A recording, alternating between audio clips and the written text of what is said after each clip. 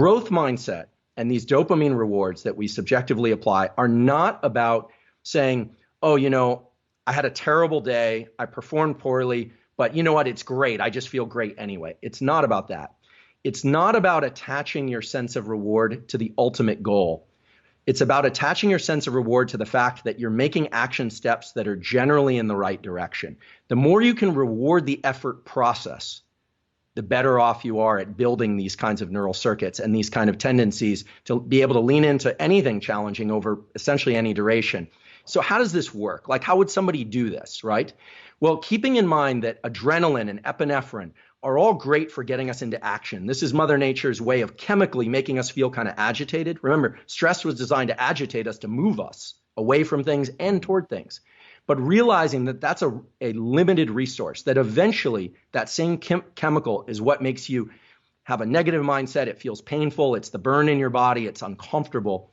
And realizing that dopamine can push back on that neurochemically. It can suppress those sensations of wanting to quit. You say, well, then how do I get this dopamine to work for me before I hit a goal? Because not every day is going to be a real win. There's some days, I know from my science career, there were days that were really hard. Experiments didn't work. Papers got rejected. And yet, I've spent 2 decades or more just drilling on and drilling on.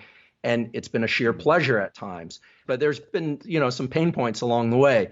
So what is this process really about? And how would somebody implement these dopamine and epinephrine type neurochemical events in their own life? Well, we all know the example of like wanting to run a marathon. I've never run a marathon, but that'd be a nice goal to have. Let's say tomorrow morning I set my shoes near the door.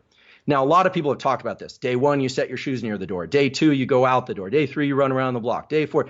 But the key thing is not just to go through the actions, but when you hit each one of those self-designated milestones, the milestones that you're setting out for yourself, you have to pause for a moment and tell yourself, I'm heading in the right direction. I haven't run the marathon yet, but this is the foundation upon which I'm going to lay another foundation, upon which I'm going to lay another foundation.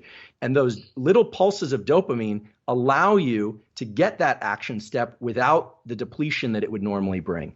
Otherwise, it's like you're spending money. This is like replenishing this bank account that you have, and it's a neural bank account.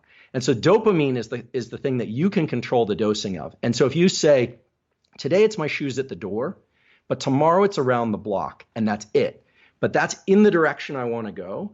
What you do is you now get those 2 events, plus the next day, the mile-long runner, and so forth, without it depleting you. It actually builds this capacity to build more reward. And this is what you've done. This is what people from elite special forces can do. They know how to make small, simple, physical steps in the real world that allow them to build on these reward circuitries, but they don't get delusional about how they're doing. They know, they keep the end in mind, but they get very micro. They move the horizon in very close. And so if you can move the horizon to something you can complete and you reward that, you essentially are where you were before. You're just as strong, if not stronger, but you're heading in the direction you need to go. You're not depleting. You're not spending out anything. And it feels a little weird because none of us like to reward things that aren't external. But the ability to control these internal reward schedules is everything.